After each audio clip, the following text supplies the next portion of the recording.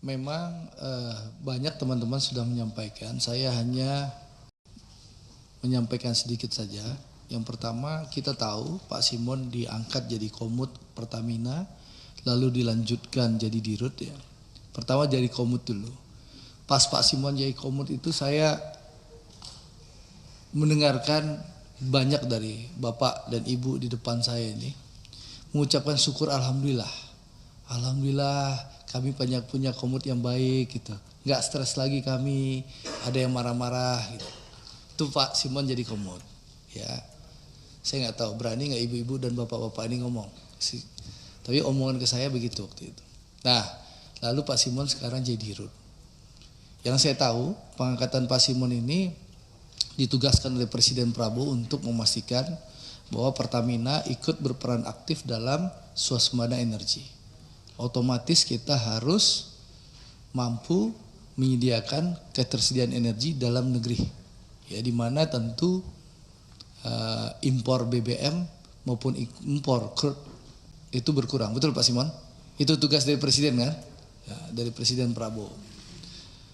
Nah, di Desember kemarin saya sudah menyindir sebenarnya nama Saudara Sani di rapat ini.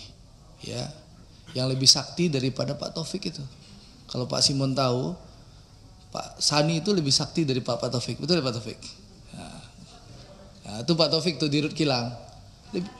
Udah ditangkap sama Kejaksaan Agung. Itu lebih sakti. Karena Pak Taufik ini setahu saya nggak ikutan urusan crude. Pusing kepalanya ngurus RDMP Balikpapan. Kira-kira kapan kelar Pak? Kapan diresmikan Presiden rencana Pak? Kan kita rencana 2023, geser 2024, sekarang 2025. Kira-kira kilangnya kapan ya bisa kelar?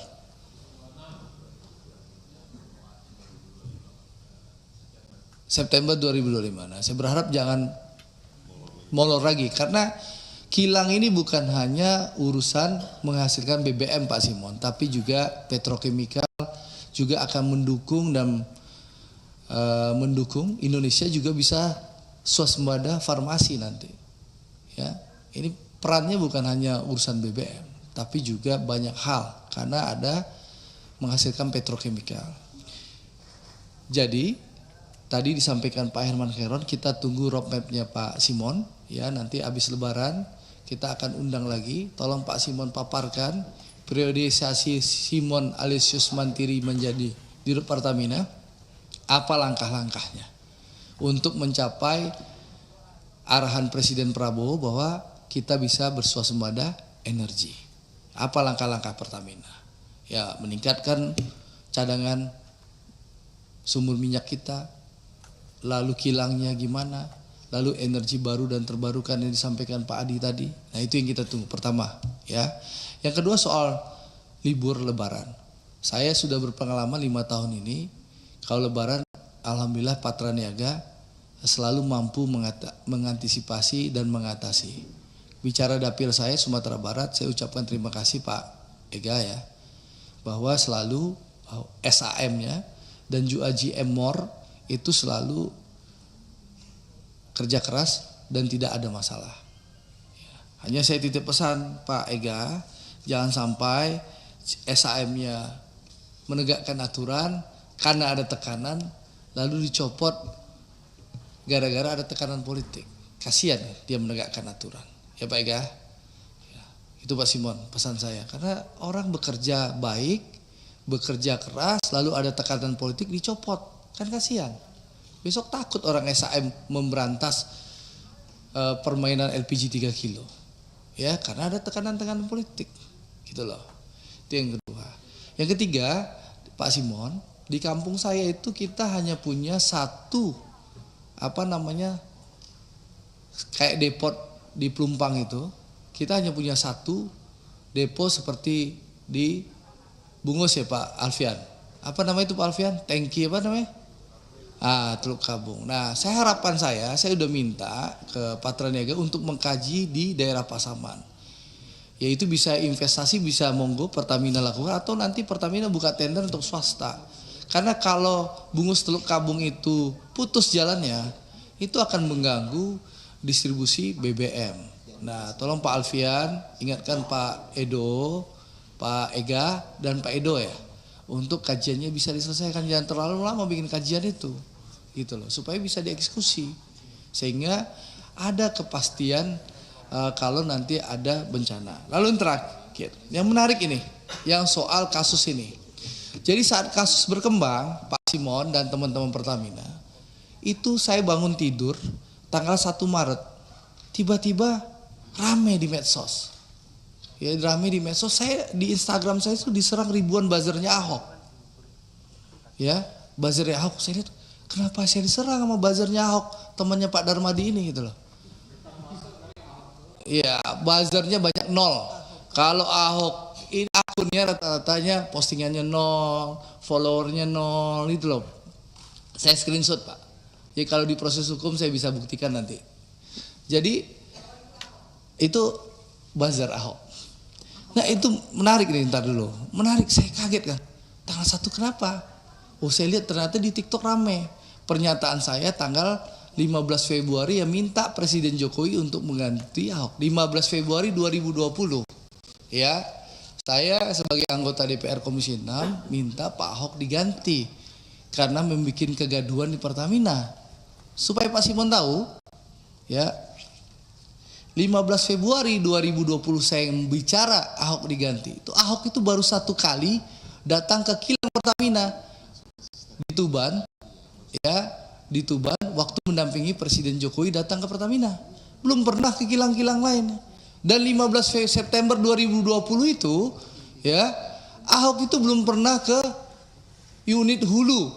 Tanya Pak Kitiko nih. Pak Tiko 2020 jabatan Pak Tiko apa dulu Pak Tiko? Masih di Pertagas.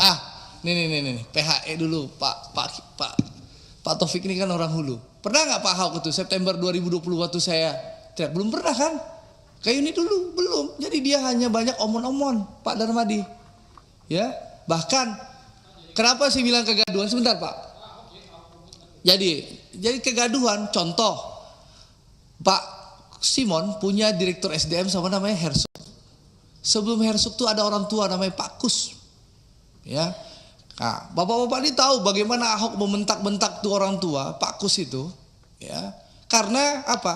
Pak Ahok minta ada orang yang dinaikkan promosi tapi tidak sesuai jenjang kepangkatan. Ya Pak Kusnya nggak mampu menaikkan. Dimaki-makilah Pak Kus itu. Saya bisa ganti Anda loh. Saya bisa ngomong sama Menteri BUMN. Kok perlu Menteri BUMN nggak setuju? Saya bisa ngomong Presiden. Karena Ahok dulu temannya Presiden, Pak. Saktiman Raguna dulu. Jadi meskipun saya minta dicopot, nggak mungkin dicopot karena Ahok itu temannya Presiden. Saktiman Raguna Ahok itu, Prof Darmadi. Pulang keluar dari penjara langsung bisa jadi Komet Pertamina. Nah, tapi yang menarik setelah Kejaksaan Agung melakukan penangkapan, membongkar kasus korupsi yang mengagetkan kita semua ya. Kalau itu benar ya, itu mengagetkan kita semua. Saya berpikir malingnya si Sani itu main impor crude aja, ya. Saya nggak sangka kalau dia nyolong di RON juga, ya. Itu kalau itu terjadi, ya, itu Ahok ngapain aja Pak Darmadi, ya. Padahal Ahok itu menikmati loh penghasilan puluhan miliar jadi Komet Pertamina. Jadi dia marah-marah ke Pak Alfian, maki-maki Pak Alfian di ruang rapat. Itu ngapain aja, ya? Karena di Ahok itu komisaris utama 2019 sampai 2000 berapa sih terakhirnya? Dia alasannya kan nggak 2024. Bayangin Pak Darmadi puluhan miliar per tahun, belum lagi rajin main golf gitu loh. Itu fasilitas yang didapatkan Ahok sebagai Komet Pertamina. Dan kita tahu di Undang-Undang Persero, ya PT Komet tuh bisa ya melaporkan. Lihat Erick Thohir, Menteri BUMN. Ada kasus Jiwasraya. Dia dapat data, dia datang ke Kejaksaan Agung. Jiwasraya diproses. Asabri, Pak Erick bersama Pak Prabowo punya data. Pak Erick lapor ke Pak Prabowo, Pak ini proses bagaimana? Kata Pak Prabowo, lanjutkan proses hukum Pak Erick. Diproses Asabri. Ahok ngapain selain ngebacot, omon-omon, marah-marah, maki-maki bapak-bapak? Apa yang dilakukannya? Ada nggak dia bawa data ke aparat penegak hukum? Nggak ada kan? Ngapain dipanggil?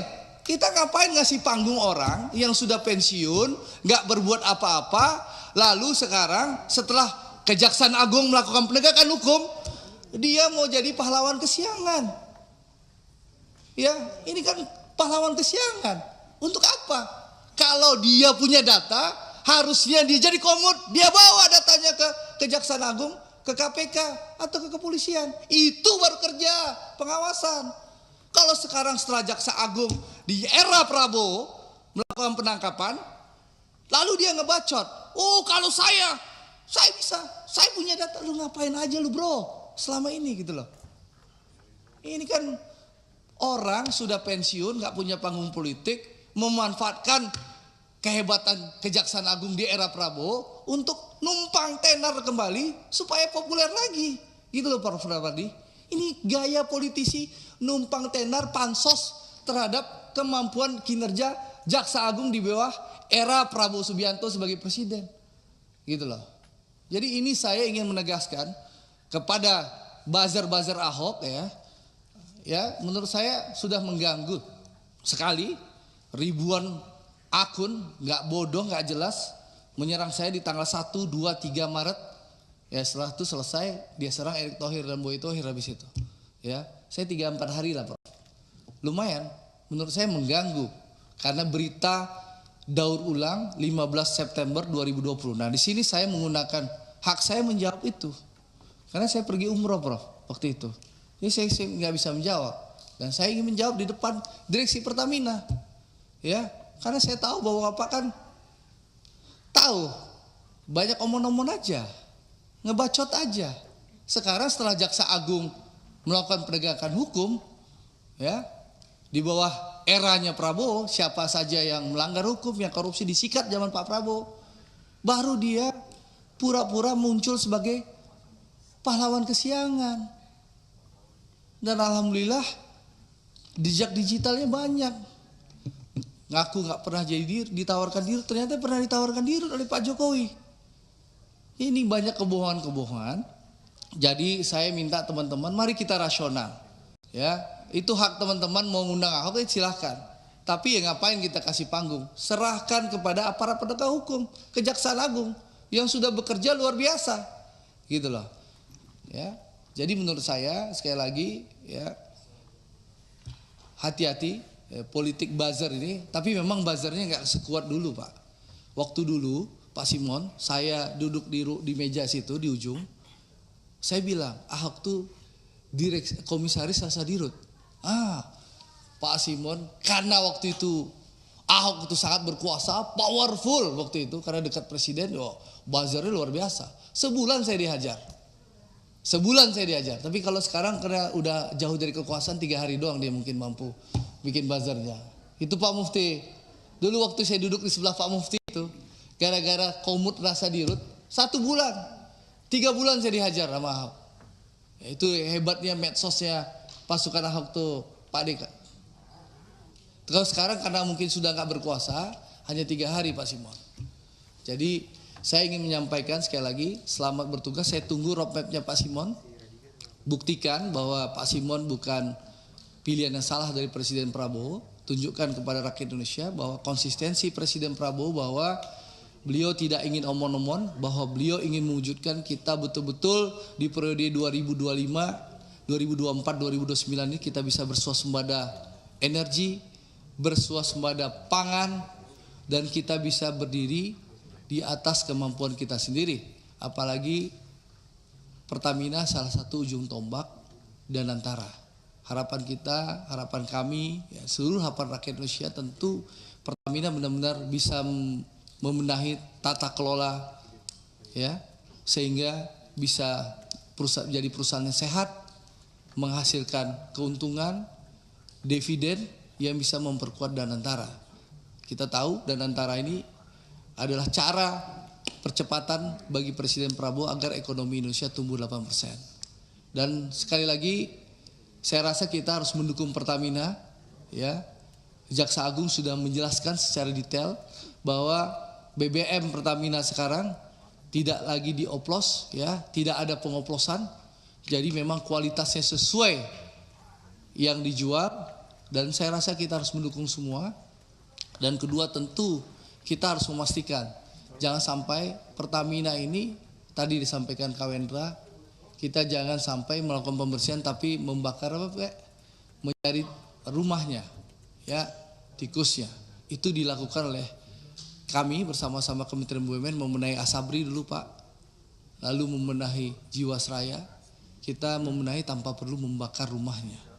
Kasihan Bu Emma nanti Pak, ya, saya dengar banyak bank asing sudah nelfon Bu Emma gara-gara kasus ini, jangan sampai Bapak default gara-gara isu yang tidak benar berkembang.